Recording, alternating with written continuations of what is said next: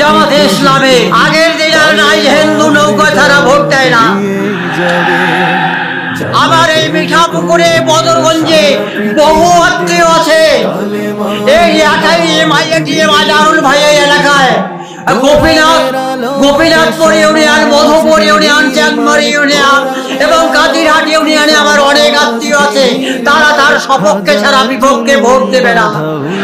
এবং মিঠাপুকুরের আমাদের রব্বানি সারের আমার বহু আত্মীয় আছে এবং তার পাশে আমার আত্মীয় আছে। তারা বলেছে আমরা রব্বানি ভাইকে ছাড়া কাউকে জাতীয় নির্বাচনে ভোট দেব না। আমরা আশা করি আমাদের রংপুরের 33টি আসনকে আমরা যদি বিজয় করতে পারি, জামাতে ইসলামের এটাই হবে আমাদের জীবনের সার্থকতা। এই স্বাধীন বাংলার জামাতে ইসলামের বড় সার্থকতা হবে নয়।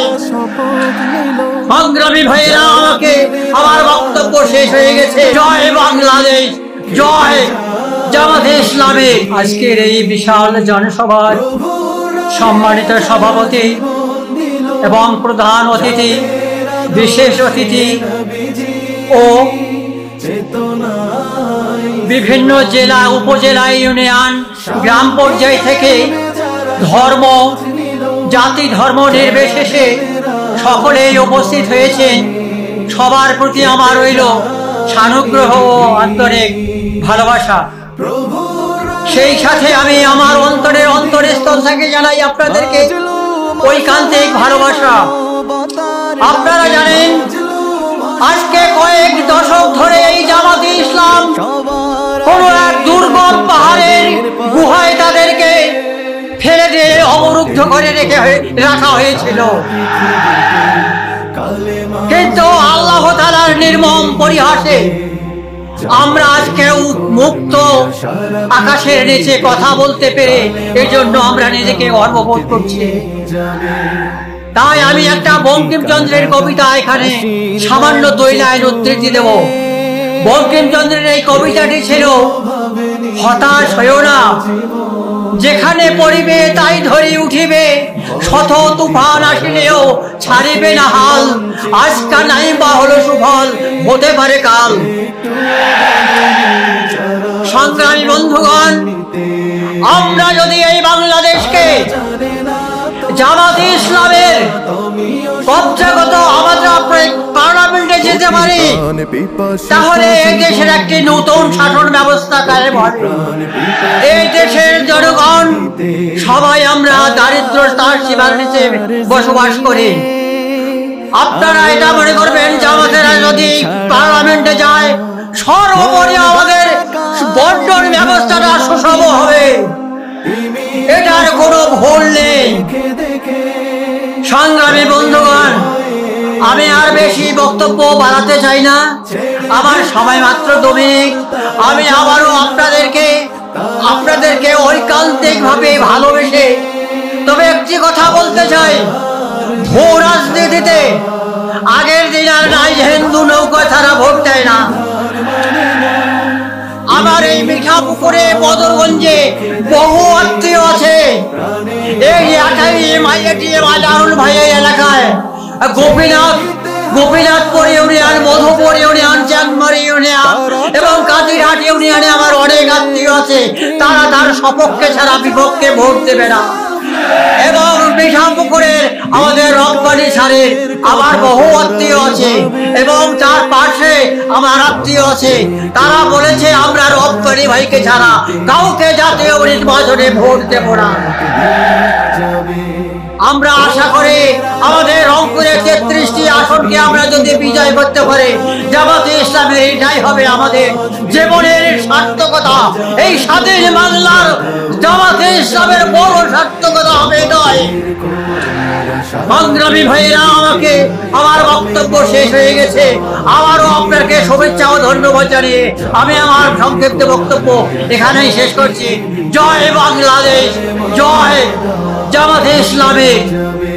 আমির জামাতের পাশের আসন গ্রহণ করেছেন 24শে গণঅভ্যুত্থানের মহানায়ক, রংপুরের গর্ব, বাংলাদেশের মানুষের কাছে যিনি অগ্রসেনানী, চব্বিশের মহানায়ক আবু সাইদের সম্মানিত বাবা জনাব মকবুল হোসেন উনি আসন গ্রহণ করেছেন এবং আবু সাইদের দুই ভাই এখানে উপস্থিত হয়েছেন, তারাও স্বাগত বক্তব্য রাখবেন।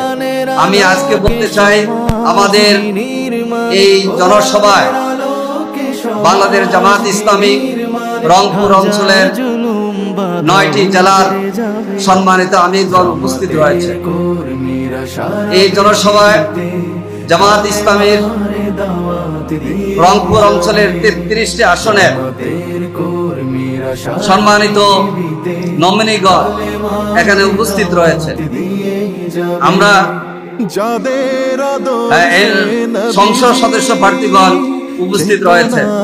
আমরা আমাদের এইসব সম্মানিত নেতৃবৃন্দকে বক্তব্য দিতে পারিনি, আমি তাদের নাম আপনাদের সামনে পেশ করছি এবং যারা এখানে তারা সবাই উপস্থিত আছেন একটু দাঁড়ালে ভালো হবে ঘোষণা শেষ হওয়া পর্যন্ত।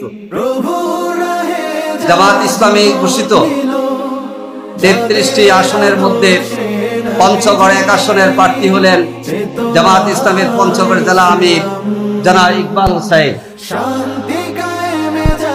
পঞ্চগড় 2 আসনের প্রার্থী হলেন জনাব সফিউল্লাহ সুফি। সবাইয়ের সামনে একটা আসলে বলা হয়। ঠাকুরগাঁ 1 আসনের প্রার্থী হলেন জামাত ইসলামের রংপুর দিনাজপুর অঞ্চলের 1 আসনের প্রার্থী হলেন ইসলামী ছাত্র শিবিরের সাবেক কেন্দ্রীয় সভাপতি জনাব দেলাওয়ার হোসেন, যিনি বক্তব্য রেখেছেন। ঠাকুরগাঁ 2 আসনের প্রার্থী হলেন জামাত ইসলামের রংপুর দিনাজপুর অঞ্চলের 3 সদস্য সাবেক জেলা আমির প্রখ্যাত আলেম দ্বীন মাওলানা আব্দুল হাকিম। ঠাকুরগাঁ 3 আসনের প্রার্থী হলেন জামাত ইসলামের সংগ্রামী নেতা সাবেক উপজেলা vice chairman master Mizanur Rahman. দিনাজপুরে 1 আসন প্রার্থী সংসদ সদস্য প্রার্থী হলেন আমাদের প্রিয় ভাই মতিউর রহমান। দিনাজপুর 2 আসনের সংসদ সদস্য প্রার্থী হলেন জনাব পালারা অধ্যক্ষ আফজালুল আনাম। দিনাজপুর 3 আসনের প্রার্থী হলেন অ্যাডভোকেট মঈনুল আলম। দিনাজপুর 4 আসনের প্রার্থী হলেন সাবেক উপজেলা চেয়ারম্যান আফতাবউদ্দিন মোল্লা।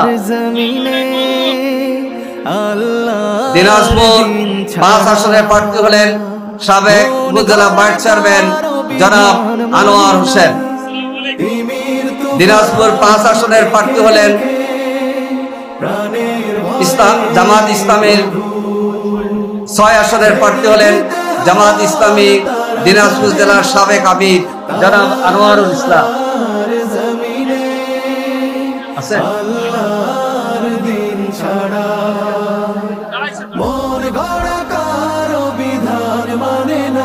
নীলফামারী 1 এর প্রার্থী হলেন জেলা আমির অধ্যক্ষ মাওলানা আব্দুল সত্তার।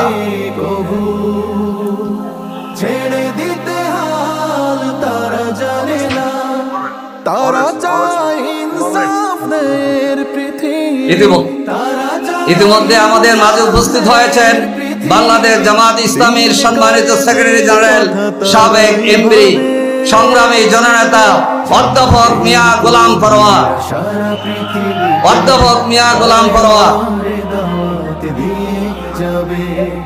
কোরআনের আলোকে সমাজ বিনির্মাণ, কোরআনের আলোকে সমাজ বিনির্মাণ, হাজার জুলুম। নীলফামারীর 2 আসনের প্রার্থী আমাদের ঘোষণার অপেক্ষা আছে। নীলফামারীর 3 আসনের প্রার্থী হলেন রংপুর মহানগরীর সাবেক সেক্রেটারি জননেতা জনাব ওবায়দুল্লাহ সালাম। নীলফামারী 4 আসনের প্রার্থী হলেন মাওলানা হাফেজ আব্দুল মুন্তাকি। লালমারিহাট 1 আসনের প্রার্থী হলেন জননেতা জনাব আনোয়ার ইসলাম রাজু। লালমারিহাট 2 আসনের প্রার্থী হলেন অ্যাডভোকেট ফিরোজ হায়দারুল আবদু। লালমনিরহাট 3 আসনে প্রার্থী হলেন সাবেক ছাত্রনেতা জনাব হারুন রশিদ। কুড়িগ্রাম 1 আসনের প্রার্থী হলেন সাবেক রংপুর মহানগরীর নায়েবে আমির অধ্যাপক আনোয়ারুল ইসলাম। কুড়িগ্রাম 2 আসনের প্রার্থী হলেন অ্যাডভোকেট ইয়াসিন আলী। কুড়িগ্রাম 3 আসনের প্রার্থী হলেন সাবেক শিবির নেতা, রাজশাহী বিশ্ববিদ্যালয়ের সাবেক সভাপতি ব্যারিস্টার মাহবুবুল আলম সালেহী। কুড়িগ্রাম 4 আসনের প্রার্থী হলেন জামাত ইসলামীর সংগ্রামী নেতা জনাব মুস্তাফিজুর রহমান মুস্তাক। রংপুর 1 আসনের প্রার্থী হয়েছেন জনাব রায়হান সিরাজি, অধ্যাপক রায়হান সিরাজি। রংপুর 2 আসনের প্রার্থী হলেন মজলুম জননেতা জনাব এটিএম আজহারুল ইসলাম। রংপুর 3 আসনের প্রার্থী হলেন জামাত ইসলামের কেন্দ্রীয় কর্মপরিষদ সদস্য রংপুর মহানগরীর সাবেক আমির অধ্যাপক মাহবুবুর রহমান বেলাল। রংপুর 4 আসনের প্রার্থী হলেন আজকের জনসভার সভাপতি রংপুর মহানগরীর সংগ্রামী আমির মাওলানা উপাধ্যক্ষ এটিএম আজম খান।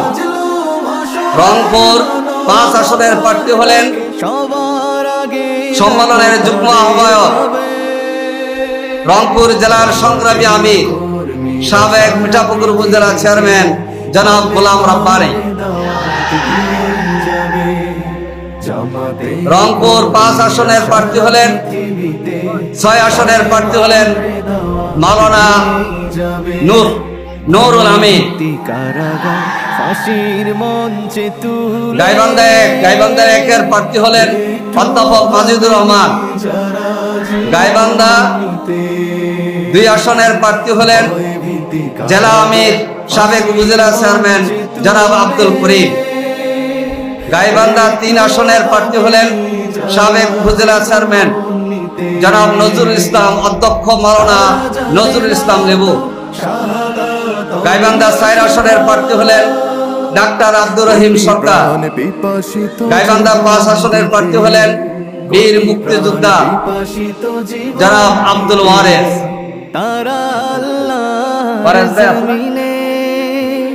আল্লাহর দিন ছাড়া মন গড়া কারো বিধান। সংগ্রামী জনতা, আমাদের এই সব সংগ্রামী নেতাদের জন্য দোয়া করবেন। ওনাদের বক্তব্য আমরা আজকে আর সময়ের কারণে শুনতে পারলাম না। আমাদের মাঝে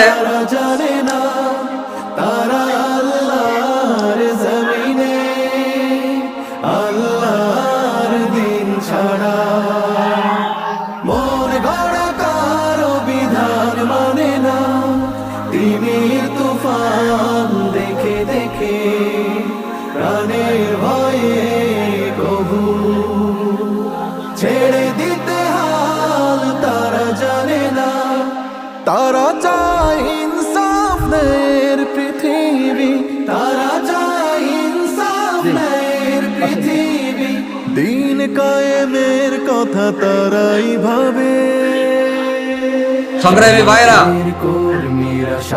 আপনাদেরকে বসার জন্য অনুরোধ করছি। এই পর্যায়ে আমরা একজন মেহমানকে পরিচয় করে দিচ্ছি। ইফসু International Islamic Federation of Student অর্গানাইজেশনের secretary general doctor Mustafa Faisal Parvez. Doctor Mustafa Faisal Parvez আপনাদেরকে সালাম জানাচ্ছে। আজকের এই জনসভায় উপস্থিত রয়েছেন আমাদের প্রিয় সংগঠন বাংলাদেশ ইসলামী ছাত্র শিবিরের রংপুর অঞ্চলের পরিচালক, কেন্দ্রীয় কার্য পরিষদ সদস্য হাফেজ মিসবাহুল করিম। জামাতের কর্মীরা সারা পৃথিবী উপস্থিত রয়েছেন রংপুরের কৃতি সন্তান ইসলামী ছাত্র শিবিরের কার্যকরী পরিষদ সদস্য, কেন্দ্রীয় গবেষণা সম্পাদক জনাব গোলাম জাকারিয়া। কোরআনের আলোকে সমাজ বিনির্মাণ। আমাদের এই জনসভায় আরো উপস্থিত রয়েছেন এনডিএফ ন্যাশনাল ডক্টরস ফোরামের কেন্দ্রীয় সভাপতি প্রফেসর ডাক্তার নজরুল ইসলাম। পৃথিবীতে কালেমার দাওয়াত দিয়ে যাবে জামাতের সংগ্রামী ভাই ও বন্ধুগণ, জনসভায় জামাত ইসলামীর আরো অন্যান্য নেতৃবৃন্দ এবং ইসলামী ছাত্র নবীজি তো গাইস, আসসালামু আলাইকুম। ভিডিওটা কেমন লাগছে একটু জানাবেন, কমেন্ট বক্সে জানাবেন ভিডিওটা কেমন হয়েছে। তো সবাই লাইক, শেয়ার, কমেন্ট আর ফলো করে দেবেন। সবাইকে অসংখ্য ধন্যবাদ ভিডিওটা সম্পূর্ণ দেখার জন্য। তো এইভাবে আমার পাশে থাকবেন সবাই, আর বেশি বেশি করে লাইক শেয়ার করবেন এবং বাংলাদেশ জামাত ইসলামকে সাপোর্ট করবেন। বাংলাদেশ জামাত ইসলাম জিন্দাবাদ, বাংলাদেশ জামাত ইসলাম। আসসালামু আলাইকুম ওয়া রাহমাতুল্লাহি ওয়া বারাকাতুহু। জীবন দিল